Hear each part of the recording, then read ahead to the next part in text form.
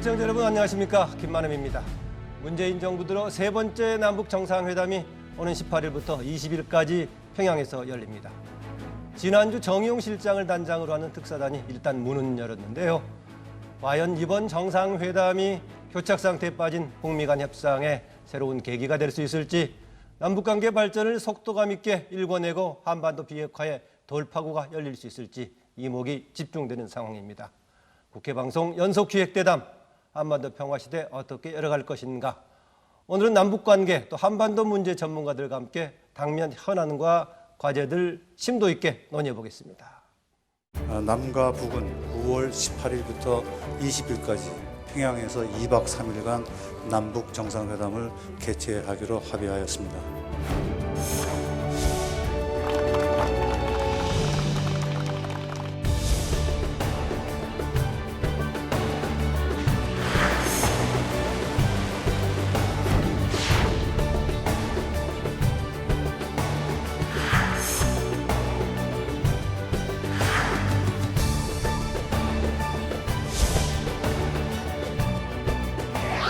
남북관계 발전은 북미관계 진전의 부수적 효과가 아닙니다. 오히려 남북관계의 발전이야말로 한반도 비핵화를 촉진시키는 동력입니다.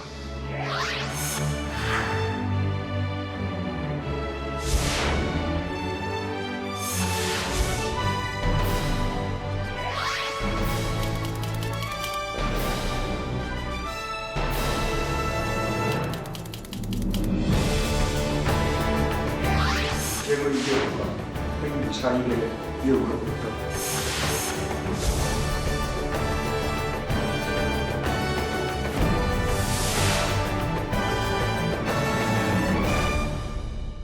오늘 대담을 위해서 나오신 분들 소개해드리겠습니다. 백이찬 국가안보전략연구원 고문입니다. 어서 오십시오. 네, 안녕하세요. 네, 김창수 통일부 장관 정책보좌관입니다. 어서 오십시오. 네, 안녕하십니까. 진희관 인제대 통일학부 교수입니다. 어서 오십시오. 안녕하십니까. 네, 세 분이 바쁘신 와중에도 자리해 주셔서 고맙습니다. 감사합니다. 네, 그동안의 4.27 남북 정상회담 또 이후에 6.12 싱가포르 북미 정상회담, 이때까지는 정말 속도감 있게 또 예상을 뛰어넘는 수준으로 진행이 됐습니다만은 이후에 상당히 교착 상태에 좀 있었죠. 네. 그랬다가 북한 특사단, 평양 특사단 정의용 실장을 대표한 특사단이 바로 18일부터 열린 남북 정상회담을 확정하고 갔단 말이죠. 이후에 또 주변 국가들의 여러 가지 또 직접 방문해서 특사단의 여러 가지 성과들을 전달하기도 했었는데, 최근 국면 종합적으로 어떻게 보시는지 먼저 우리 백이찬 고문님. 지난 4월 1일 남북관계에서 중요한 하나의 계기가 있었죠. 그때 우리 한국의 가수단들이 북한을 방문해서 북한에서 공연을 했는데, 그때 공연의 주제가 봄이 온다라는 주제였습니다. 그리고 그로부터 27일이 지난 4월 27일에 남북 정상회담이 판문점에서 개최됐고요. 예. 그때 바로 봄이 올 때 개최되었습니다. 그리고 나서는 이제 가을이 와서 다시 평양에서 3차 정상회담을 하는데요. 저는 오늘날의 이 한반도 상황이 봄이 오는 상황, 그러나 아직까지 꽃은 피지 않은 상황. 그래서 이제 이번에 3차 정상회담을 통해서 꽃을 피워야 될 그런 어떤 시기를 맞고 있다, 이렇게 생각을 합니다. 예, 김창수 정책보좌관. 예, 지난 봄 판문점 남북 정상회담이 있었습니다. 그리고 6월 12일에는 싱가포르에서 세계 회담이라고 하는 북미 정상회담이 있었습니다. 예. 한반도의 지각 변동이 70년 만에 비로소 시작되는구나, 많은 사람들이 설레었습니다. 그런데 어떻게 되는 것인지 그 후에 다소 소강 상태를 보이고 있습니다. 그래서 최근에 특사단의 방북과 남북 정상회담 3차 회담을 평양에서 하기로 한 것은 이런 소강 상태를 보이고 있는 현재의 국면을 다시 한반도의 평화와 번영을 위한 대화를 촉진시키는 문을 열어가는 그런 특징을 보이고 있다고 생각합니다. 예. 남북 간의 대화를 통해 가지고 북미 간의 신뢰를 더 강화시키는 역할을 남북이 했다는 점에서 남북 관계와 한미 관계 그리고 북미 관계, 이런 3차원적인 이런 관계가 상호 선순환을 하는 관계로 이제 접어들기 시작했다 이렇게 보고 있습니다. 예, 4.27 남북 정상회담에서 이후에 6.12 북미 정상회담 이어지는 그런 과정을 이번에도 반복하는 더 이제 진전된 시기가 될 수 있다 이렇게 보시군요. 진희관 교수. 배 선생님께서는 이제 꽃을 피울 때가 되지 않았느냐. 예. 이게 바로 이제 봄을 지나서 가을이 오지 않습니까? 예. 가을이 온다. 즉 가을의 결실을 맺어야 되는 그런 시기가 다가오는데 지난 시기를 돌이켜 보면 4월에 정상회담, 그러나 5월에 좀 위기가 있었죠. 예. 그리고 6월에 싱가포르 회담이 합의에 이르렀고, 그러나 7월에는 또 다시 교착 상태가 있어서 교착 소강 상태가 그렇습니다. 됐죠. 예. 8월에는 뭔가 좀 새로운 돌파구를 열었으면 했는데 돌파구는 없고 상당히 날씨만 더웠던 그런 시기가 아니었는가. 그래서 이제 예. 앞으로 9월, 10월 좀 결실을 얻을 수 있는 그런 계기가 주어졌으면 좋겠는데, 이번 특사단 방북은 그런 결실을 맺는 어떤 출발점이 되지 않겠는가, 이런 기대를 갖게 하고 있는 것 같습니다. 예, 얘기하시대로 특사당 방문이 3차 남북 정상회담 일정을 확정하는 여러 가지 내용도 담고 있었습니다. 그 중에 하나가 김정은 위원장 쪽에서 바로 비핵화를 트럼프의 1차 임기 때까지 마무리하도록 하겠다라는 것을 굉장히 주목해서 보는 사람들도 있습니다. 이어진 구구절 행사에서 보면은 과거에 있었던 ICBM의 행진의 그 모습이 안 보인다든가 해가지고 국제적인 해석에서는 뭔가 비핵화에 초점을 맞추고 미국의 유화적인 제스처를 보이려는 시도 아니냐 해가지고 상당히 긍정적인 평가를 하더라고요. 김창수 보자고 어떻게 보십니까? 예, 이번 구구절 행사는 김정은 위원장이 올 1월 1일 날 있었던 신년사에서 우리 평창 올림픽과 함께 북한의 정부 수립 70주년을 민족의 두 개의 경사다 이렇게 말했을 정도입니다. 예. 그래서 이번에 구구절 행사는 북한이 대대적으로 준비를 하고 있는 걸로 알려졌는데, 막상 뚜껑을 열어보니까 이 정세에 중대한 영향을 미칠 수 있는 그런 ICBM이 등장하지 않았습니다. 예. 그러니까 등장을 하지 않음으로써 정세에 오히려 이제 긍정적인 영향을 미치고 있습니다. 근데 등장하지 않는 거는 ICBM뿐만 아니라 제가 볼 때는 네 가지가 없었습니다. 첫째, ICBM이 없었고요. 두 번째로 생중계를 하지 않았습니다. 예, 세 번째로 과거에 생중계를 많이 했었나요? 예, 과거에 이제 김정은 위원장 시대에 들어와 가지고 생중계를 통해서 효과를 극대화시키는 그런 것들을 북한이 시도를 했습니다. 예. 근데 이번에 이제 생중계를 하지 않았다는 것은 그만큼 북한의 정권 수립 70주년 행사에 대해서 대외적으로 크게 홍보하지 않겠다 이런 거기 때문에, 그러니까 핵무력 과시에 초점을 두지 않았던 행사라고 볼 수 있겠군요. 그렇죠. 이번에. 예. 또 김정은 위원장의 연설도 없었고요. 예. 그래서 세 가지가 없었죠. 거기 한 가지 또 없었던 건데, 이게 굉장히 중요한 것 중 하나입니다. 원래 외신들에서 이야기를 할 때 시진핑 주석이 구구절을 맞춰서 다 방문한다는 그런 기사가 나기도 했습니다. 한때는 거의 확정적으로 보도가 되기도 그렇죠. 했었죠. 예. 예. 그런데 시진핑 주석이 가지 않았습니다. 물론 대신에 중국 공산당 상무위원회 서열 3위 이전수 예. 상무위원이 방북을 하긴 했습니다만은, 그래서 북중 관계에 대해서 여전히 우호 관계를 과시하긴 했습니다. 예. 그러나 시진핑 중국의 주석이 참가하지 않음으로써 이것이 대외적으로 미치는 영향은 대단히, 특히 미국에게 미치는 영향은 매우 중요합니다.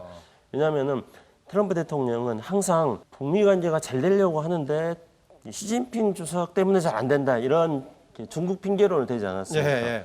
근데 이번에 시진핑 주석이 참가하지 않음으로써 이제 트럼프 대통령이 원하는 그러한 북미 간의 양자 관계가 정립될 수 있다. 이렇게 이제 트럼프 대통령이 생각하게 되었습니다. 예. 그렇기 때문에 트럼프 대통령이 구구절이 끝나고 나서 트위터를 통해 가지고 김정은 위원장과 본인은 서로 좋아하는 사람이 길을 갈 때 어떤 목적을 달성하는 게 쉽다는 식으로 이야기를 하면서 굉장히 긍정적으로 이렇게 지금 받아들이고 있습니다. 예, 지금 시진핑이 평양에 가지 않은 것도 미국의 유화적인 제스처의 하나로 봐야 된다. 굉장히 중요한 부분이다라고 김창수 보좌관 얘기하시네요. 우리 배검은 어떻습니까? 지난번 특사단의 방북에서 나왔던 여러 가지 정보들과 최근에 구구절 행사 등에서 보여줬던 북한의 태도를 보는 상황에서 그걸 어떻게 보시냐, 그런 질문입니다. 네. 저는 이번에 일련의 이 과정을 보면서 가장 중요한 것이 북한의 김정은 위원장과 미국의 트럼프 대통령의 신뢰 관계다 이렇게 생각을 합니다. 예. 북한의 김정은 위원장과 트럼프 대통령 사이에 지난 2017년만 하더라도 말폭탄을 쏟아내고 예, 그랬죠. 치킨 예. 게임을 벌릴 정도로 아주 험악했잖아요. 그것이 올해 봄이 들면서부터 관계가 좋아지기 시작했고 6월 12일에는 트럼프 대통령이 김정은 위원장을 보고 아주 똑똑한 사람이고 협상이 가능한 사람이고 북한 인민을 위하는 사람이다 이렇게 칭찬을 했어요. 그러니까 김정은 위원장이 트럼프 대통령과 뭔가를 하고 싶다. 트럼프 대통령과 이 문제를 매듭짓고 싶다. 이렇게 이제 이야기를 했죠. 마찬가지로 이번에 김정은 위원장이 트럼프 대통령에 친서를 보내지 않았습니까? 예. 그러면서 저는 나왔던 것이 바로 김정은 위원장이 트럼프 대통령의 임기 중에 북한의 이른바 한반도 비핵화 문제와 평화체제 문제를 해결하고 싶다. 이것이 저는 한편으로는 김정은 위원장의 솔직한 마음이라고 생각을 합니다. 한편으로는요. 왜냐하면은 사실은 트럼프 대통령이 임기 중에 정치 변동이 일어날 수도 있잖아요. 예를 들어서 이번에 중간 선거에서 여소야대가 일어날 수도 있고요.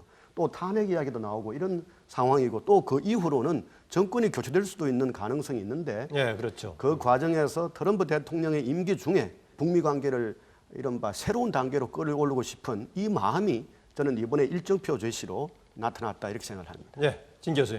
조금 이제 그 사실은 확인하고 넘어갈 필요가 있을 것 같습니다. 그게 뭐냐면 예컨대 이제 김정은 위원장이 연설을 하느냐 안 하느냐 문제. 그 시진핑 이번 열병식에서요. 예. 열병식에 그다음에 시진핑 주석이 공화국 기념일에 참석을 하느냐 안 하느냐 문제에 대해서 우리가 관심이 높은 것은 역시나 최근의 한반도 상황의 변화라든가 또 김정은 위원장이 중국을 3번이나 방문하다 보니 이제 이전에, 거기에 대한 추측이나 관심이 높은 건 사실인데 그 동안에 북한의 공화국 수립 기념일에 중국의 국가주석이 참석한 적이 없습니다. 최근 수십 년간 거의 없고요. 그리고 최고 지도자가 연설을 한 적도 없습니다. 이게 무슨 얘기냐면 북한의 국가적 행사에서 가장 높은 수위의 행사는 역시 김일성의 생일을 기념하는 4.15의 어떤 열병이라든가 이게 가장 중요하다고 볼 그럼 수 있고. 이전에 구구절에서도 최고 지도자 뭐 김정일 등이 같이 뭐 연설한 적은 없었나요? 그러면? 네, 제가 찾아보기 어렵습니다. 그러니까 공화국 수립 기념일에는 주로 내각 총리라든가 이런 사람들이 연설을 하게 되어 있습니다. 그래서 지난 65주년 때죠. 박봉주 내각 총리가 연설했고 이번에는 이제 좀 달라진 것이 박봉주보다 격을 높여서 김영남 최고인민회의 상임위원장이 경제 중심의 연설을 했다는 게 좀 차이가 있고요. 그다음에 과거에 그럼 중국과 다른 나라들은 어떻게 했냐면 축전을 보냈습니다.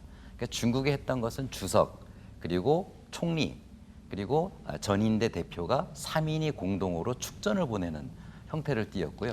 다만 이번에는 가장 그래도 그 높은 위치에 있는 그 사람을 대표단으로 중국에서 이번에 파견했다는 것도 상당히 놀라운 일이었고 그리고 시진핑 주석은 친서를 보냈어요. 친서 내용이 매우 깁니다.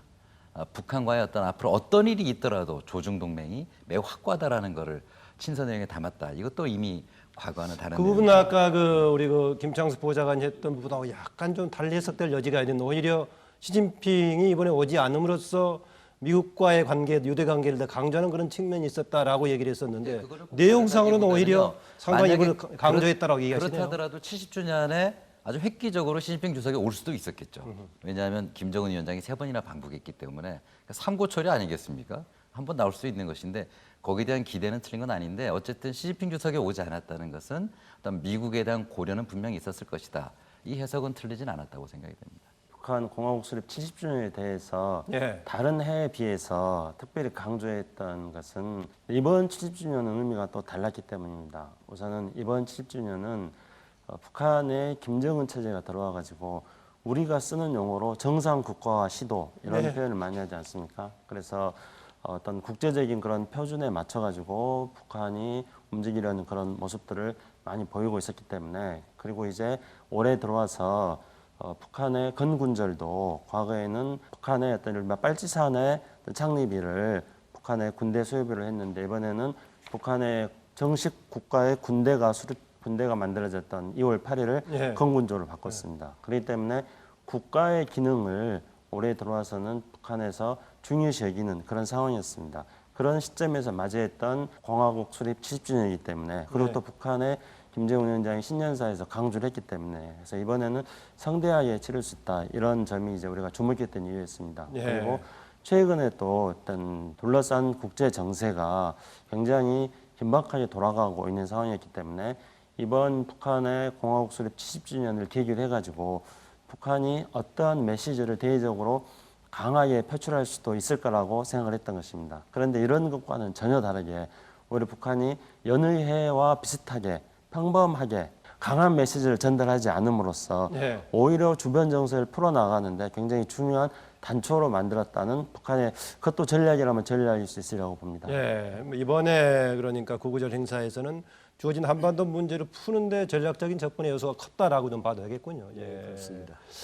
그동안에 저는 이제 문제가 한반도 문제가 급진전이 되다가 소강 상태에 있었을 때마다 쟁점이 됐던 것이 종전선언과 비핵화, 당신부터 먼저 행동해라라는 것이 오가고 있었는데 이번에 특사단 방북을 통해서 이런 문제에 대한 뭔가 중간 정도의 중지안을 전달하면서 문제를 풀어보려고 하는 거 아니냐 해가지고 그동안에 나왔던 자료에 따르면 우리가 제시했던 중지안 중에 핵 리스트가 모두 한꺼번에 하는 것이 아니라 단계적 리스트라든가 아니면 핵심거 시설에서 실무 준비 단계면 인정한다든가 이런 안도 가지고 있었는데 그런 구체적인 우리가 안을 가지고 갔던 걸로 알고 있습니까? 어떻습니까? 뭐 저는 그러한 제안도 하나의 대안이지만 또 다른 대안도 예. 언론에 보도되지 않은 대안도 제시하지 않았을까 이런 생각을 합니다. 사실 우리가 지난 6개월간의 상황을 보면은요, 4월 27일에 정상회담이 남북 간에 열렸습니다만은 5월 달에 들어서 교착 상태가 되었거든요.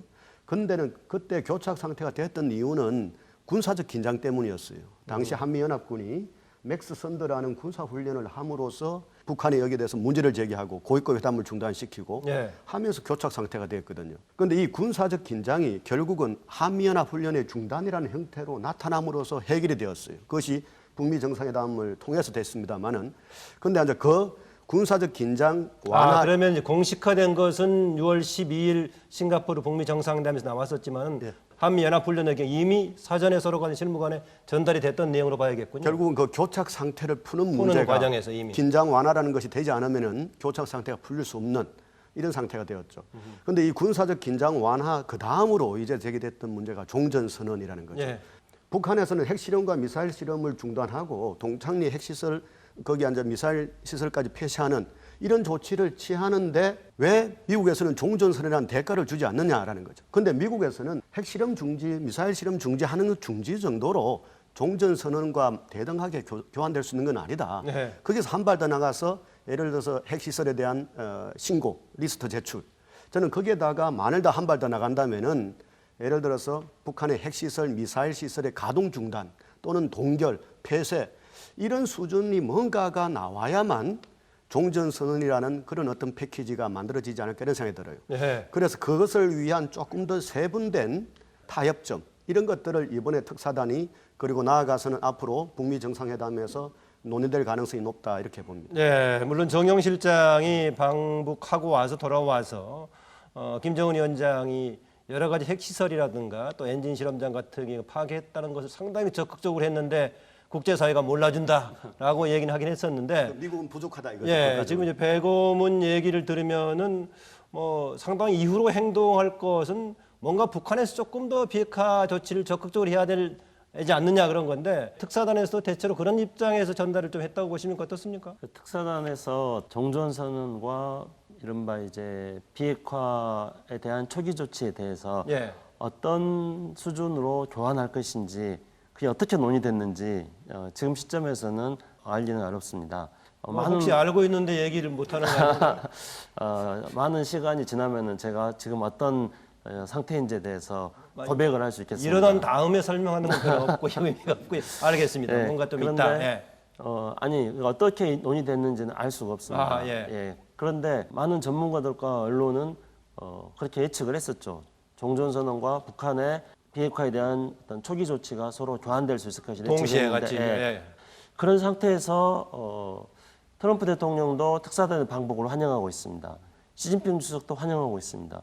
문재인 대통령도 환영하고 있습니다. 그러니까 종전선언과 비핵화 리스트가 특사단 방북을 통해서 교환이 되지 않았다 하더라도 네. 특사단 방북은 성공한 것인 거죠. 진전이 있다라고 판단할 네. 수 있다. 여러 가지 그러면은 정보들이. 예. 그렇죠. 무엇 때문에 진전이 이루어졌느냐 하는 점인데 가장 중요한 거는 북한과 미국이 비핵화를 놓고 이제 다시 협상과 대화의 틀을 시작할 수 있다고 특사단이 중재를 한 것.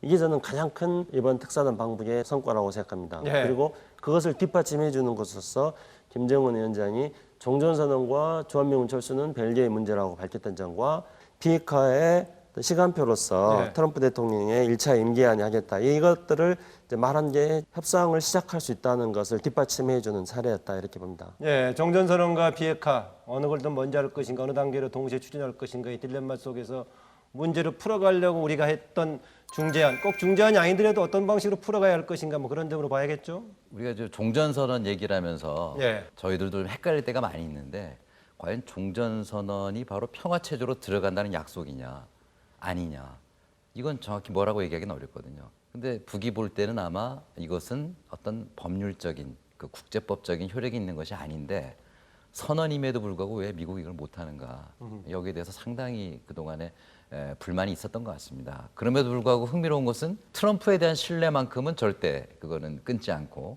그건 여전히 그 관계는 유지된다라는 걸 계속 보이고 있다는 얘기는 대북 정책에 대한 불만은 분명히 있으나 어떻게든 북미 간의 관계를 풀려고 하는 의지가 좀 명확하지 않냐 이렇게 볼 수가 있고요. 그 두 분 선생님 말씀에 저도 그 동감합니다만은 이번에 특사단 방북에서 저는 가장 관심 있게 본 게 내용이 알려지지 않았기 때문에 결국은 특사단의 얼굴 표정을 볼 수밖에 없었는데 우리 특사단이 김정은 위원장을 만났지 않습니까? 김정은 위원장을 매우 일찍 도착하자마자 바로 만나서 많은 걸 얘기를 하고 밝은 표정을 짓고 이제 사진도 찍고 그랬는데 그걸 봤을 때 만남으로만 끝난 게 아니라 우리 정부가 이제 다음 곧 있을 정상회담, 평양 정상회담에서 가장 숙제를 안고 있었던 그런 문제의 상당 부분은 이번에 크게 논의되지 않았는가. 예. 그런 측면에서 가을 평양에서의 정상회담이 좀 더 기대가 되는 그런 어떤 메시지를 준 게 아닌가 그런 생각이 듭니다. 우리 그 특사단의 표정을 보고 상당히 여러 가지를 읽을 수 있다고 말씀하셨는데요. 바로 우리 돌아온 날, 평양 방북했다가 돌아온 날 북한의 보도에서 김정은 위원장은 예전하고 다르게 상당히 진지한 표정을 보여가지고 그 진지한 표정을 어떻게 해석할까 이런 얘기가 나왔었는데 어떤 그 의미를 부여할 수 있을까요? 지금 북한으로서는 가장 큰 숙제가 뭐냐면 과연 미국과 주변국이 원하는 것을 어떻게 더 실천으로 보여줘야 되느냐 이런 그 문제가 있지 않습니까? 네. 그때 북한이 주장하는 것은 그동안 유해 송환했죠. 미국인 억류자 송환했죠. 그다음에 북부 핵실험장 폭파했죠. 동창리 그 엔진 실험장도 폐기했단 말이에요. 폐기 과정이 들어간지 완결된 건 아닐지 모르겠습니다만 꾸준히 지금 하나씩 해오는데 미국이 해준 것은 훈련 중단 이거 유예밖에 없단 말이에요. 그래서 뭔가 앞으로 북한이 뭘 더 하려면 뭔가 메시지가 와야 되는데 거기에 대한 고민은 여전히 북한도 갖고 있는 것 같다. 그렇다고 한다면은 이것은 주변국이 트럼프 대통령이 메시지로만 얘기할 것이 아니라 과연 김정은 위원장의 친서를 받았을 때 어떤 내용의 또 답신을 보낼 수 있는지 그 답신이 갔을 때 아마 김정은 위원장의 고민도 좀 더 해법을 찾아나갈 수 있지 않겠나 그런 생각이 듭니다. 네, 조금 전에 나왔던 종전선언 관련해서 국제법적인 뭐 의무가 있는 사항 정도는 아니다 뭐 이렇게 얘기를 했었는데 그렇게 커다란 규율을 할 정도의 사항이 아님에도 불구하고 아주 중요한 걸로 지금 김정은 위원장 쪽, 북한 쪽에서 요구하고 있는 이유 뭐 특별한 어떤 요소 때문에 그렇습니까? 김창수 보좌관. 상황 때문에 그렇다고 봅니다. 상황 때문에. 예, 그래서 북한에서 종전선언에 대해서 과거보다는 훨씬 더 강조하고 있습니다. 2007년 노무현 대통령이 평양을 방문했을 때 14 정상회담에서 종전선언이 합의문에 명시가 됐습니다. 예. 근데 또 올해 지금 다시 이번에 판문점 선언에서도 다시 종전선언을 올해 안에 하는 걸로 네. 약속을 했습니다. 근데 그때에 비해서 북한의 강도가 훨씬 더 높아졌다고 봅니다. 네. 그 이유는 북한 스스로도 종전선언은 정치적 선언에 불과한 거다 이렇게 말을 합니다. 그렇죠. 예. 근데 그 높아진 거는 이런 정치적 선언에 불과한 것조차도 안 되고 있는 북미 관계의 상황의 반영이라고 봅니다. 그래서 북한은 이제 미국과 관계에서 유별나게 신뢰 구축을 강조하고 있습니다. 원래 신뢰 구축이라는 것은 전통적으로 1975년에 헬싱키 체제가 시작되면서 서방 진영이 먼저 사용했던 그리고 늘 즐겨했던 용어들이 신뢰 구축입니다. 사회주의권이라든가 북한은 신뢰 구축이라는 용어를 별로 좋아하지는 않았습니다. 근데 싱가포르 선언에서도 신뢰 구축이라는 용어가 나오고 지금 현재 북한이 신뢰 구축을 유달리 강조하고 있습니다. 그래서 북한 입장에서 볼 때는 종전선언은 정치적 선언에 불과한 건데 이 정치적 선언조차도 안 된다면은 북미 사이의 비핵화를 위한 어떤 신뢰가 구축될 수 있겠느냐. 그래서 종전선언을 해야지 신뢰 구축을 해서 그 다음 단계인 비핵화로 나아갈 수 있다. 이렇게 해서 종전선언이 원래 가지고 있는 그 가체적인 의미보다는 지금 상황 속에서 종전선언을 북한은 더 강조하고 있는 걸로 보여집니다. 아, 직접적인 무슨 종전 선언하면 뭐 효과 같은 게 좀 있지 않을까요? 아까 직접적- 국제법적인 뭐 규율상은 아니라고 했지만 그럼에도 불구하고 뭔가 효과가 있기 때문에 서로 신중하게 다루는 그런 측면도 있지 않을까요? 뭐 제가 생각할 때는 법적인 또는 직접적인 효과는 없다고 봅니다. 예. 아까 또 그렇기 때문에 북한에서도 종전선언을 한다고 해서 주한미군의 문제라든가 유엔사의 이런 지위 문제가 특별히 변한 거 아니니까. 유엔사 그- 문제도 언급했었나요? 한미동맹하고 주한미군 정도는 언급했던 것 같은데. 그래서 그런 것에 대해서 걱정하지 말라고 이제 트럼프 미국을 이제 안심시키고 있는데요. 그런데 문제는 예. 그것으로 인해서 분위기는 바꿀 수 있죠.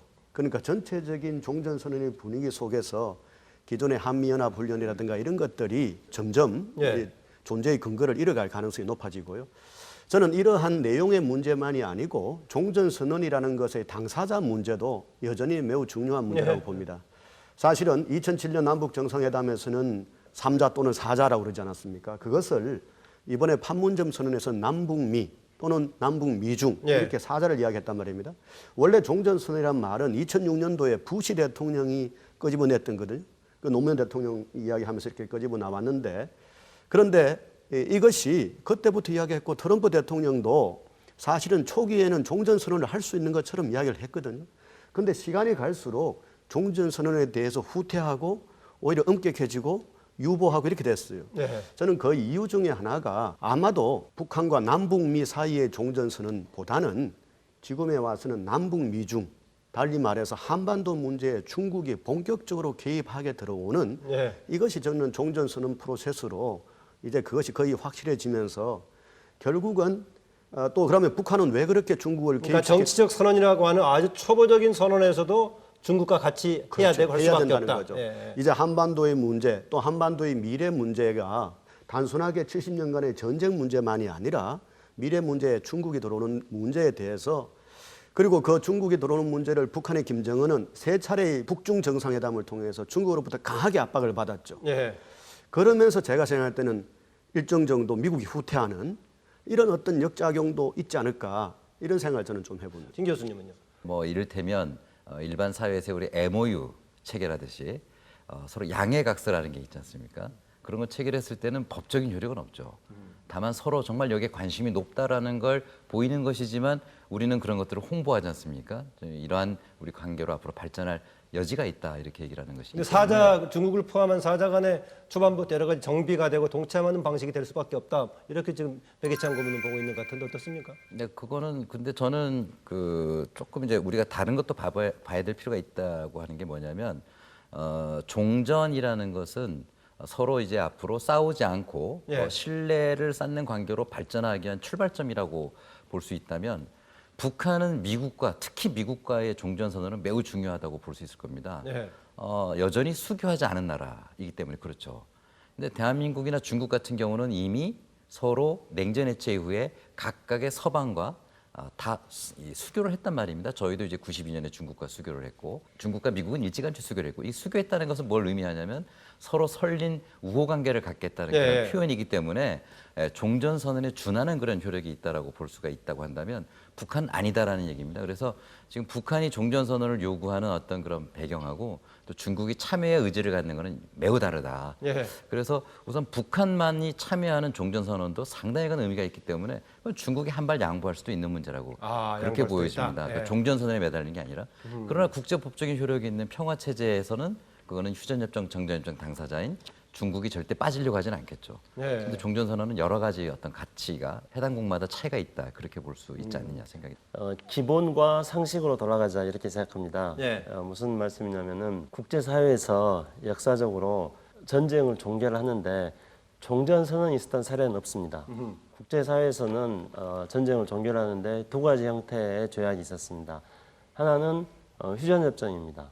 근데 휴전협정은 전쟁을 잠깐 멈추자는 것이고 이 휴전협정은 유엔을 비롯한 제3자가 휴전 체결 과정에 개입했을 때 그를 네. 특별히 정전협정이라고 합니다. 그래서 한반도 같은 경우는 이것을 정전협정이라고 그러죠. 전쟁을 잠깐 멈추는 이 정전협정이 있습니다. 그 정전협정에도 서문회라든가 이런 데는 전쟁을 멈추자, 그러니까 종전을 하자 그런 내용이 포함되어 있습니다. 예, 예. 그리고 전쟁을 완전히 그러니까 종료시키는 거. 정전협정에서 사실상 내용상으로는 종전의 내용이 정전협정처럼 담겨져 있는 들어있다. 거죠. 다만 정전협정이라는 거는 일시적으로 멈추자는 거긴 하지만은요. 그리고 이제 또 다른 전쟁을 종식시키는 것은 강화 조약, 그러니까 평화 조약입니다. 그렇죠. 예. 그래서 이거는 휴전협정을 체결하고 평화 조약을 체결할 수도 있고 또는 휴전협정을 체결하지 않는 상태에서 전쟁 당사자들이 바로 평화협정을 체결할 수도 있습니다. 그런데 정전협정을 하고 평화협정을 체결한 국제적 사례를 보면은 또 정전협정의 당사자들이 반드시 또 평화협정의 당사자들하고 일치되는 것도 아닙니다. 그래서 상식적으로 표시하는 것은 우리가 지금 한반도에서는 종전선언이 필요합니다. 평화협정으로 가기 전 단계로서 예. 정치적 선언으로서. 그러면 이 종전선언을 가장 효과적으로 할 수 있는 사람들이 머리를 맞대고 종전선언을 채택하면 된다고 저는 보고 있습니다. 예, 알겠습니다. 18일부터 예정돼 있는 지금 남북 정상회담 관련 얘기로 좀 주제로 좀 넘어가겠습니다. 이번에 열리는 문재인 정부 들어서 하는 세 번째 남북 정상회담에서 다뤄야 되는 의제들을 뭐라고 보십니까? 어떻습니까? 판문점 선언에서 다루어졌던 의제와 예. 크게 다르지는 않을 거라고 봅니다. 아하. 기본적으로 판문점 선언의 이행 문제가 매우 중요한 의제이고요. 그리고 또 비핵화라는 것도 중요한 의제이지만 크게 보면은 판문점 선언이 세 가지의 의지로 되어 있지 않습니까? 네. 첫 번째는 남북관계 발전, 두 번째는 한반도의 긴장 완화, 적대관계 종식, 세 번째는 한반도 평화체제 비핵화 이렇게 되어 있는데요. 저는 기본적으로 그런 세 가지 주제로 남북 정상회담이 다루어질 거라고 보고요. 예, 그런데 판문점 선언이 비교적 길게 돼 있지 않습니까? 길게 돼 있음에도 불구하고 같은 내용을 확인하는 정도 이상은 뭔가 나가야 되지 않겠어요? 그것이 이제 선언적인 차원에서 일단은 지난 한 4월 27일 기준으로 보면은 한 5개월 정도의 시간이 흘렀잖아요. 예. 그래서 이 5개월간의 시간을 흐른 과정에서 어떤 부분에서 막히고 어떤 부분에서 그렇죠, 예. 장애를 만나서 진전하지 못하고 있으니까 이것을 어떤 식으로 돌파하고 더 발전시켜 나갈 것인지 예. 이런 식으로 저는 논의가 될 거라고 봅니다. 예를 들어서 지금 한반도의 비핵화 문제가 종전선언이나 평화체제 문제와 맞물리면서 교착 상태에 빠졌잖아요. 이것을 어떤 식으로 한 발 더 나가게 만들 것인가. 예. 나아가서 남북관계 발전이라는 것도 유엔 제재 또는 미국의 제재라든가 또는 여러 가지 국민의 여론이라든가 주변국의 상황 때문에 막혀 있는 상태거든요. 예. 이런 상태에서 어떻게 한 발 더 발전시키고 남북 간의 장관급 국방장관 회담도 아직 열리고 있지 않거든요. 이런 부분들을 어떻게 하면 발전시킬 수 있는지 이런 면에서 저는 좀 더 구체적이면서도 시간의 흐름을 반영한 이런 논의들이 되지 않을까 이런 생각입니다. 네, 진희관 교수님. 예를 들면은 지금 북미 간의 비핵화가 지금 교착 국면에 있기 때문에 예. 남북 관계가 앞으로 발전하려면 비핵화의 진전 속도하고 같이 갈 수밖에 예. 없다는 측면에서는 아하. 여전히 우려가 있는데요. 특사단의 방북의 어떤 분위기를 봤을 때는 뭔가 진전의 어떤 돌파구는 만들어 놓지 않았는가 이제 이런 기대를 하고 있습니다. 아하. 그래서 지금 아마 이번에 방금 배 고문님 말씀대로 그러한 여러 가지 우리 앞으로 숙제들이 있겠습니다만 거기다 조금 더 덧붙인다면 아직까지는 뭐 여전히 좋은 관계로 간다고 볼 수 있겠습니다만 어떻게 남북 간의 신뢰를 더 돈독해 나갈 것인가를 굉장히 중요하게 봐야 될 거라고 봅니다. 그것은 여러 가지 측면이겠죠. 북미 간의 어떤 중재자로서의 역할도 그렇고 또 남북 간의 어떤 앞으로 하고자 하는 것에 대한 의지를 표현하는 것도 그렇고 네. 여러 가지 측면이 있을 거라고 보여지고요. 그런 측면에서 지금 북한이 또 한 가지 남측에 대해서 그동안 계속 문제 제기해왔던 것들이 뭐냐면 제재 국면이라고 해서 너무 남측이 지금 움츠러들어 있는 거 아니냐. 좀 더 적극적으로 나섰으면 좋겠다는 요구를 해왔는데 과연 이 제재 국면에서 과연 우리 네. 정부는 북과 어떤 것들을 교류 협력을 해나갈 수 있는지 이런 것들에 대한 구체적인 모양새를 이번에 만들어 주었을 때 비로소 이건 또 하나의 어떤 진전으로 볼 수 있지 않겠는가. 예. 그렇다고 본다면 구체적인 합의 문화에서 어떤 정도 비핵화 특혜 관련이든 어느 쪽이든 간에 어느 정도 진전된 내용이 들어야 지난번에 4.27 판문점 선언 이상으로 다시 한번 서로 간에 뭔가 협력 관계 있다는 것을 확인하는 이상으로 평가를 받을 수 있을까요? 지금까지 말씀하셨던 것 중에서 제일 어려운 질문이시네요. 문안이 어떻게 표기될지는 이제 당사자들 사이의 회담 네. 과정 속에서 두 정상이 많은 대화를 나누는 결과가 문안 표기로 결정이 될 거라고 생각을 합니다. 예. 근데 분명한 거는 지금까지 분위기라든가 또는 특사단의 방북 결과 또 트럼프 대통령의 반응 이런 것들을 종합해서 볼 때 판문점 선언에서 완전한 비핵화를 하겠다고 되어 있는데 그것보다 분명히 한 걸음 더 나아간 표기는 있을 거라 생각합니다. 아하. 특히 이번에 이제 정상회담 의제와 관련해서 특사단장이었던 정의용 안보실장이 다녀와서 했던 메시지에 그런 내용들이 담겨 있습니다. 그래서 이번 정상회담의 의제로는 판문점 선언에 대한 이행 점검 이런 게 하나의 의제가 될 것이고, 그 다음에 비핵 평화 체제, 비핵화 평화 체제가 또 의제가 될 것인데, 아까 말씀하신 완전한 비핵화 이상의 다른 용어가 이번에 등장할 소지가 있다라고 보군요. 그렇죠. 그러니까 이제 판문점 선언도 그랬고 싱가포르에서도 역시 완전한 비핵화라는 그런 용어가 공통적인 용어가 들어갔었는데, 그런데 이제 정의용 실장이 특사단 갔다 와서 했던 이야기 보면은 예. 비핵화와 평화 체제가 판문점 선언 이행 점검과 함께 예. 중요한 의제이다 이렇게 했는데, 특별히 안전한 비핵화에 대해서 중대하게 논의할 것이다 이렇게 이야기를 했습니다. 특히 이제 김정은 위원장이 특사단에게 2020년까지 비핵화를 하겠다고 이야기했기 때문에 그와 연결된 김정은 위원장의 생각이라든가 또는 한미 간에 특사단 다녀와서 했던 조율했던 그런 내용들이 반영된 것들이 조금 더 진일보하게 될 수 있을 거라고 생각합니다. 예. 그것과 함께 어떤 합의문에 포함되어 있지 않다 하더라도 이번 정상회담이 가지는 효과 또는 의미에 대해서 북미 관계가 경색 국면이라든가 또는 소강 상태에 이렇게 빠지니까 특사단이 갔고 또 남북 정상회담을 했고, 그러니까 북미 관계에 남북 관계가 굉장히 중요한 역할을 할 수 있다는 것. 그러니까 남북 관계가 북미 관계에 종속되어 있는 것이 아니라 남북 관계가 활발해질 때 북미 관계도 더 발전할 수 있다는 것을 이번 일련의 특사단 방북과 정상회담을 통해서 저는 보여줬고 또 보여주는 그런 효과를 거둘 것이다 이렇게 생각을 합니다. 네, 백이찬 고문이 이번에 그 남북 경협 관련해서 진전된 뭔가 논의가 가능할 수 있을지 모르겠습니다. 그동안에 진행되면서 이게 유엔 제재 등이 맞물려 있기 때문에 철도 얘기도 계속 진행이 되고 있고 또 뭐 개성공단 문제도 나오고 있고 하는데 좀 진전된 논의가 가능할까요? 사실은 문재인 대통령께서도 일찍이 북한의 비핵화 문제가 풀리지 않고서는 경협이 제대로 안 된다는 부분에 대해서 여러 차례 이야기를 하시지 않았습니까? 제가 생각할 때는 여전히 이 북한의 비핵화, 종전선언 또는 평화체제 이런 문제들이 교착 상태이기 때문에 예. 경협 문제가 거기서 더 구체적으로 나가기는 어렵다고 봅니다. 아. 단지 이럴 수는 있겠죠. 저는 전체적으로 합의문에서 이번에 조금 뭔가 시간표라든가 일정 같은 것이 좀 더 구체화되지 않을까 싶은데요. 예. 예를 들어서 이 비핵화 문제, 평화체제 문제도 종전선언 포함해서 일정이 나오겠지만 남북관계의 발전, 경협 문제 이런 부분들도 일정 같은 걸 이야기함으로써 좀 더 의지를 명확하게 하는 그냥 추상적인 수준에 머무는 것보다는 그런 면에서 보면은 아마 최선을 다해서 이 유엔의 제재라는 부분을 훼손하지 않더라도 네. 이번에 한번 통일부에서 철도를 가지고 이렇게 한번 신호주까지 경의선 뭐 이렇게 하려다 유엔사에 제동 그렇죠. 걸었죠. 예. 연구 조사를 위해서 가동을 하려고 했는데 그게 잘 안 됐잖아요. 네. 예를 들어서 그런 문제는 사실은 엄밀하게 보면은 유엔 제재에 해당되지는 않거든요. 그런데 그런 식의 이 다양한 남북 경협에 대한 구체적인 논의를 하더라도 그것이 당장 시행하지 않는 뭔가 일정을 제시하면서 예. 비핵화에 맞춰서 한다는 이런 정도는 가능하지 않을까 싶습니다. 예, 이런 얘기가 나올 때마다 오히려 한반도 남북 간의 이런 문제를 잘 풀므로써 비핵화를 오히려 이끌어가는 견인차 역할을 할 수도 있다라고 보는 견해가 있죠. 또 그동안의 제재에도 여러 가지 그 예외를 활용할 수 있는 부분이 있기 때문에 적극적으로 활용해야 된다라는 쪽을 강조하는 부분이 있는가 하면은 역시 이 문제를 잘 풀어가려면은 국제 제재라든가 미국 등과의 공동 보조를 잘 맞춰가야 된다라는 것인데 세 분의 거기에 대한 견해는 짧게 듣고 넘어가겠습니다. 진 교수님 어떻습니까? 남북 관계가 나빠지면요. 네. 주변국이 아무리 잘하려고 해도 안 되거든요. 근데 남북 관계가 계속 좋아진다면 주변국이 마음만 먹으면 한반도 문제 달라질 수 있다. 아하. 그런 측면에서는 당사국인 남북이 가장 중요하다. 그렇게 적극적인 볼 역할을 해야 있을 거라고. 된다라고 김창수.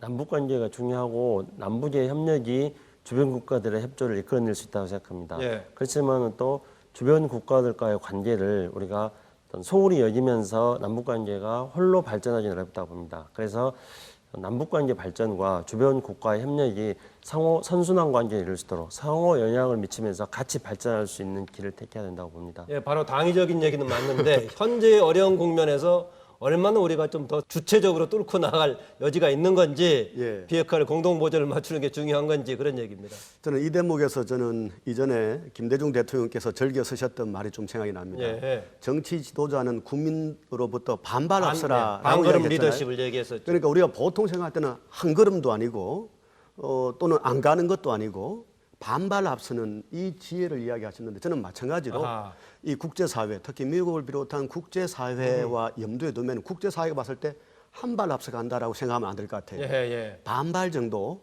앞서가면서 따라올 수 있도록 이렇게 하는 노력들이 지혜가 필요하다고 봅니다. 이 문제 푸는데 유엔 총회 일정 관련상 때 굉장히 논의가 많이 됐습니다. 심지어는 그때를 계기로 해가지고 3국 간의 정상회담도 가능하지 않냐 했었는데 이번에 정의용 실장 방북 이후에 돌아와서는 3국 간의 이번에 정상회담 자체는 그때는 좀 찾기 어렵지 않느냐라고 했었는데 아직도 김정은 위원장의 유엔 연설 기회가 좀 살아있나요? 어쩐가요? 물리적으로는 좀 어려운 것으로 어렵다. 지금 그렇게 얘기가 나오고 있는데요. 예. 김정은 위원장이 유엔에 가서 연설을 하려면 우선 비핵화에 대한 어떤 그 성과가 있을 때 그때 유엔이라는 무대에서 김정은을 받아들일 수 있지 않겠습니까? 예. 그런데 지금은 북미 관계가 교착 국면에 접어들었기 때문에 매우 그건 어려운 측면이 좀 그건 있지 어려운 않느냐 측면이 있다. 이런 예. 그 판단을 할 수 있습니다. 문재인 대통령은 뭐 연설이 예정돼 있으니까요. 그러면은 이제 트럼프 대통령과의 정상회담을 그때 계기로 가질 수 있겠죠? 남북 정상회담을 하고 그다음에 유엔 총회에서 트럼프 대통령과 문재인 대통령이 뭐 시차를 좀 두고 있습니다만은 예.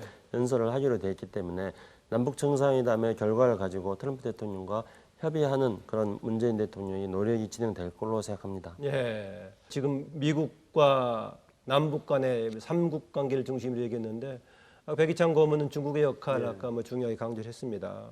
이번에 구구절에 이제 대신 참석했던 리잔수 상무위원장이던가요? 역시 추상적인 용어입니다만 한반도의 비핵화 역시 강력하게 지지한다라고 의견을 얘기했었는데 지금 최근에 한반도 문제를 푸는데 특히 비핵화 관련 문제를 푸는데 중국의 역할, 변수 어느 쪽으로 평가하십니까? 저는 이때까지는 중국이 매우 긍정적인 역할을 해왔고요. 그리고 북한이 비핵화, 완전한 비핵화의 길로 나서는데 네. 한편으로는 뒤에서 아주 이렇게 열심히 밀었다 이렇게 저는 생각을 합니다.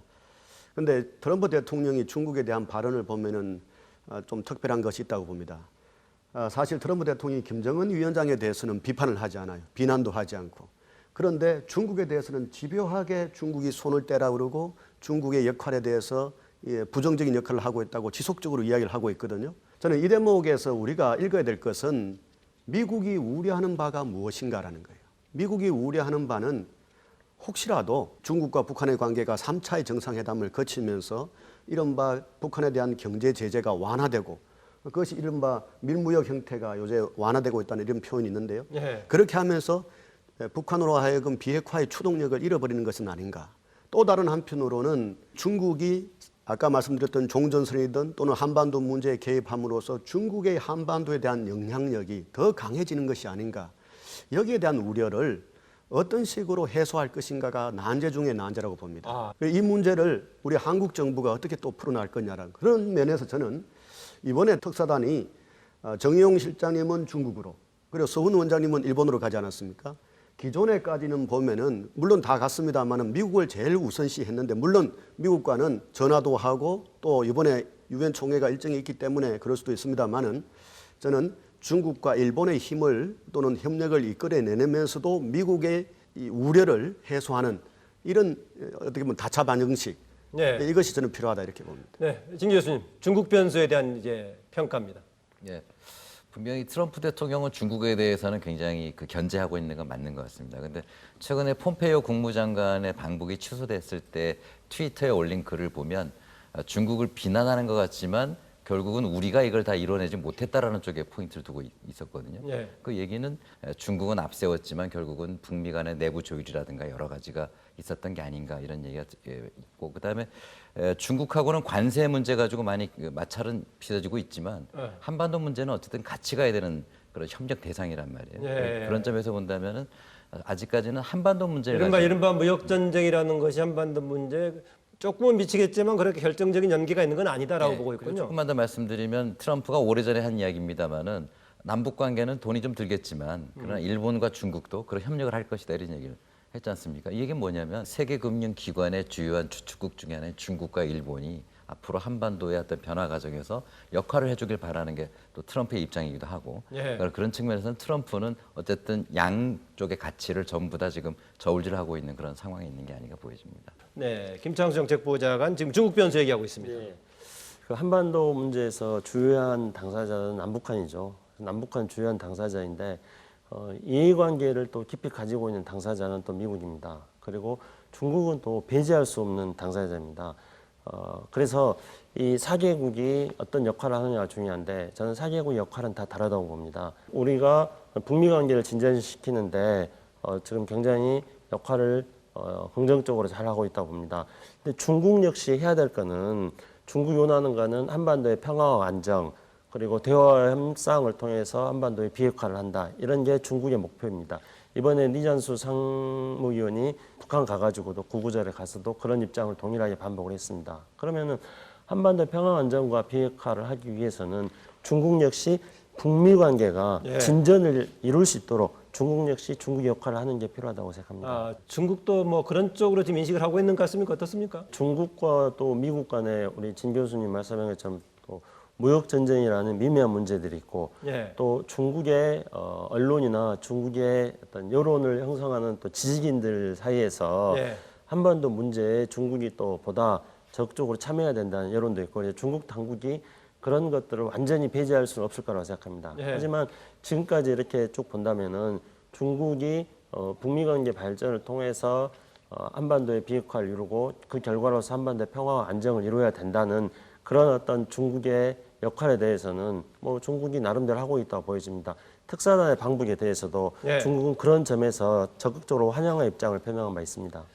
예, 백이찬 고문, 그 미국의 선거라든가 여러 가지 정치 상황이 어떤 영향을 미칠까요? 이번에 11월 달에 선거도 있고 미국 내부의 그 상황과 뭐 이게 대북 정책 영향을 미칠 수 있겠죠, 당연히. 예, 그렇습니다. 그런데 저는 미국의 내부 정치가 양면성을 갖고 있다고 봅니다. 예. 긍정적인 영향도 있고 부정적인 영향도 있는데요. 예를 들어서 이번에 중간 선거에서 공화당이 패배를 하더라도 패배하더라도. 사실은 내부적인 추동력은 약해질 수 있지만 트럼프 대통령은 뭔가 한반도에서 북한 문제의 비핵화 관련해서 더 성과를 내야 되는 이런 압박 요인도 또 있을 수 있거든요. 아하. 그러니까 설사 중간 선거에서 실패하더라도 오히려 중간 선거에서 이기면 안주할 소지도 있다, 아니죠. 반대로. 이기면은 또 내부적 추동력을 더 강화해서 더 또 강화할 나갈 수 수도 있죠. 있고. 그래서 아하. 저는 우리가 너무 미국의 내부의 정치, 중간 선거를 비롯해서 내부의 정치에 너무 신경 쓸 필요는 없다. 아하, 예. 그게 왜냐하면 어떨 때는 양면적인 효과를 가져올 수 있기 때문에 이렇게 되든 저렇게 되든 그래서 저는 우리가 꾸준하게 남북 관계를 진전시키면서 미국과의 신뢰를 구하고 단순하게 트럼프 대통령과 공화당만이 아니라 민주당을 포함한 미국 전체와 이렇게 이 신뢰를 쌓아 나가면은 예. 저는 크게 중간 선거라든가 미국 내부의 정치는 영향을 안 받을 수 있다 저는 이렇게 생각을 합니다. 어떻습니까? 그렇게 보십니까? 아무런 변수가 안 된다고 말씀드리긴 어려울 것입니다. 하지만 또 우리가 고려하지 않은 부분들도 많이 있습니다. 미국 정치를 전공하신 분들에 따르면 뜻밖의 이 샤이 트럼프가 많이 있다. 그러니까 트럼프를 지지하는데 트럼프를 지지하는 것을 표현하지 않는 그런 층들이 뜻밖의 많이 있다는 이야기도 합니다. 그리고 그 트럼프의 지지층들에 대한 정책을 트럼프 대통령은 또 매우 잘하고 있다고 그렇게 보기도 하고요. 그래서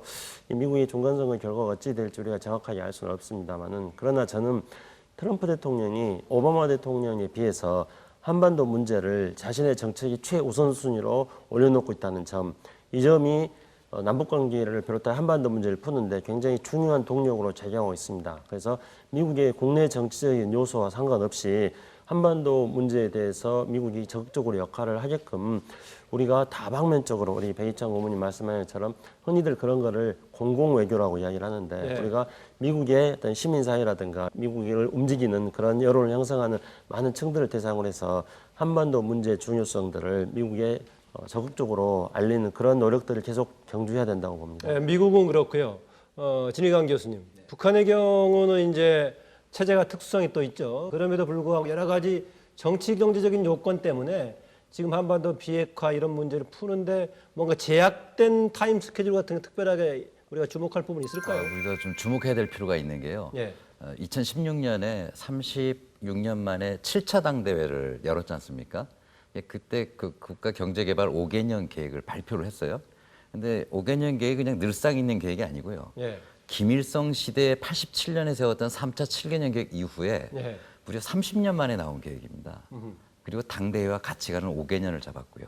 그리고 이것이 이미 절반이 지나가고 있습니다. 그렇기 때문에 앞으로 2년 반 안에 김정은도 성과를 내야지만 자기가 세운 최초의 경제 계획에서 인민 대중들에게 어필을 할 수가 있는데 예. 그렇다고 본다면 시간이 많지 않습니다. 그러나 이건 내부 자원만으로 될 수 있는 문제가 아니거든요. 근데 외부 자원이 오려면 이거는 비핵화 이후에 북미 관계 개선 그리고 세계 금융기관으로부터의 어떤 투자 유치, 성과라는 것은 가장 구체적인 것은 경제적인 성과를 얘기하는 경제적인 성과를 얘기하는 겁니다. 예. 그 주요 산업 4대 산업 부분이라든가 산업 부분마다 목표치가 있는데 이것을 달성하지 못했을 경우에 올 어떤 정치적인 충격도 상당히 있기 때문에 가장 최초의 경제계획을 세운 김정은으로서는 시간이 지금 많지 않다. 그런 측면에서 본다면 경제가 성과가 있으려면 지금 2년 반도 안 남았는데 이제 뭔가를 시작해야 되는데 내년 가서도 이미 늦을 수도 있거든요. 그렇다고 본다면 김정은 위원장도 시계가 매우 빨리 지금 돌아가고 있는 그럼 그런 그거는 이제 상황이다. 비핵화를 풀어야만 국제 제재도 풀 수 있는 거 아니겠습니까? 그렇습니다. 그럼 한편으로는 지난번에 우리 특사단한테 얘기했다는 트럼프 정부 1기 때 이전에 이 문제 해결하겠다라는 것, 한편으로는 북한의 여러 가지 스케줄하고도 같이 맞물려서 봐야 되겠군요. 그렇게 보는 게 맞다고 생각이 됩니다. 시간은 다 된 것 같습니다. 오늘 놓치신 이야기, 강조하고 싶은 거에서 마무리 발언으로 세 분 얘기 듣고 정리할 겁니다. 예, 백이찬 고문. 미국의 입장을 봐도 북한의 입장을 봐도 또 우리 문재인 대통령의 임기를 생각해도 앞으로 남은 2년 기간이 절호의 기회라고 생각을 합니다. 이 절호의 기회에 한반도의 완전한 비핵화, 평화체제, 남북관계 발전, 나아가서 북미관계 개선까지 다 이루어질 수 있도록 우리 모든 사람들의 지혜와 힘을 모으는 노력이 필요하고요. 그런 면에서 우리 국회도 거기에 힘을 모으는, 지혜를 모으는 일을 할 수 있도록 정부 여당과 더불어서 야당까지 모두 다 합심해서 노력하기를 바랍니다. 네. 예, 지금 한반도 문제에서 비핵화와 평화체제 구축 이 두 가지가 매우 중요한 현안 문제로 되고 있습니다. 그래서 이 문제를 놓고 남북한과 미국, 중국이 모두 머리를 맞대고 있는 상황입니다. 그런데 비핵화와 평화체제를 이루고 나면은 그 다음은 우리의 목표가 무엇인가? 저는 그 다음이 우리가 한 걸음 발전하는 거라고 생각합니다. 북방으로의 진출을 통해서 새로운 성장 동력을 만들어서 내년이면은 3.1운동 100주년인데 이제 3.1운동 100주년 이후에 또 다른 대한민국을 향해 나가는 그 비전을 만드는 게 바로 예. 비핵화와 평화체제가 기반이 돼서 새로운 성장 동력을 만드는 데 있는 거라고 보여집니다. 네. 저는 뭐 단기적인 정부에 대한 어떤 부탁의 말씀을 예. 한다면 이제 정상회담이 추석 앞두고 열립니다. 예. 지난 우리 이산가족 상봉 때 또 느꼈습니다만 유엔 제재 국면에서 우리가 할 수 있는 가장 큰 우리 민족의 경사라고 한다면 역시 인도주의적인 이산가족 상봉이 아니냐. 그리고 지금의 북한은 전 세계 모든 사람들이 자유롭게 드나들고 있거든요. 그렇다는 얘기는 이산가족의 자유왕래를 실현할 수 있는 이런 물꼬를 트는 노력을 우리 정부가 좀 더 적극적으로 해나갈 필요가 있지 않느냐 생각이 듭니다. 마치 세 분 역할 분담이나 하듯이 다양한 세 지점을 잘 지적해 주셨네요. 다음 주 18일부터 열리죠. 18일부터 열리는 평양 남북 정상회담에 남북한은 물론 주변 국가 전 세계 이목이 역시 집중되고 있습니다. 교착 상태의 비핵화 협상의 돌파구가 되고 남북 관계 발전에 속도감 있는 진전이 이루어지는 그 계기가 되길 바랍니다. 오늘 고견 주신 세 분 감사드리고요. 함께해 주신 시청자 여러분 고맙습니다. 안녕히 계십시오.